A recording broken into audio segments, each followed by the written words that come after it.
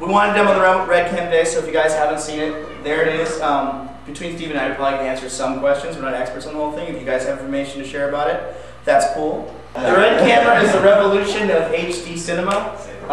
It's made by the same company that makes Oakley sunglasses. The guy who made Oakley woke up one day and said, I want to make cameras. So the process he did, which is really surprisingly simple but surprisingly revolutionary, is it takes 24 raw images a second. So what that did is that brought the cost of digital cinema systems like the Genesis or the Viper, which is like Image and Airy, down to the prosumer level, kinda. It's about $17,000 for this camera, without a lens, without any accessories, just the brains.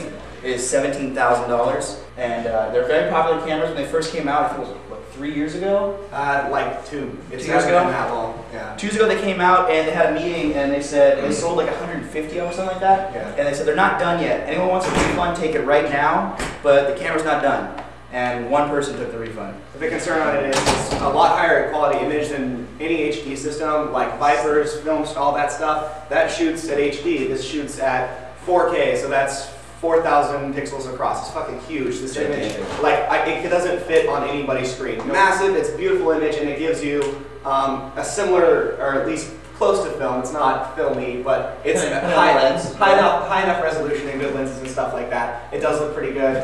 We were kind of testing it out, like just randomly went out in the middle of the night, and I just filmed without any lights and stuff like that. And I got decent exposure. Like I could actually see detail in dark spaces, and it's like we didn't have any lights. We're shooting at 320 ISO. So it's a really powerful camera, and it produces some good stuff. I put up some footage online actually just last night, or this morning. If you guys want to look, you're more than welcome to. And these are, I did some tests outside. You guys might have seen me, but there's the most basic stuff. I didn't try to light anything. I just there it is, and it really works very well. Not that you don't have to light.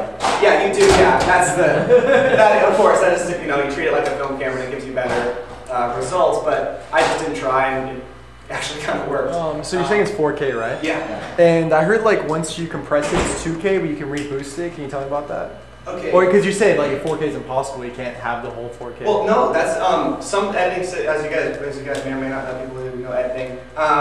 Most systems don't take in 4K. Yeah. You can I think you can get it in 2K in Apple and either or like a cut. Now Adobe Premiere does native 4K editing, although I can't imagine anybody who would be able to do it or know that it's 4K. But you can store raw data at 4K, you just can't edit it, but you can like EDL Yeah. and recut it at 4K. That's usually the process. What they do is they'll do an offline edit. They'll edit lower resolution files just for the cuts and things like that, and then they'll conform the raw 4K image and use that later. And how much does it take away from the quality? Not that kind of the same. It doesn't. It actually it's not a lossy. You do the EDL, it's not going to take that much away, but then again, it doesn't take away that. No, you're not, because you're not actually like the same thing like 35, doing a telesending, cutting it, and then same thing. So you're not using the actual data. Basically a bait and switch.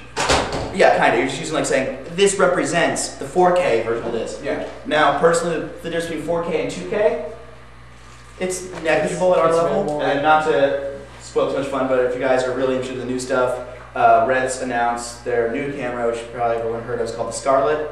It's supposed to be 3K scan for under $3,000.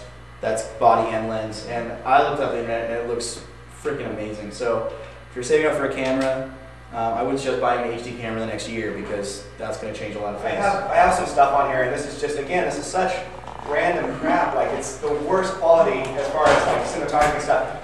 I pointed the camera at these guys playing basketball, and it's a fairly decent image. You can see it's a little blown out at the top. I didn't use any filters. I didn't use any India. I didn't try to cut down the light. You know what ISO you shot at? Huh? What ISO did you shoot at? This was 320.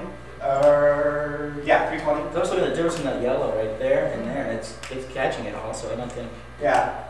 It is surprisingly powerful. I mean, you guys can see there is a blown out spot. I know that, but this was again the most layman attempt to record something ever. On this 320 gigabyte hard drive, you get like 4 hours of storage. So I mean, we could run the camera all day for a 12-hour day and only use 3 hard drives.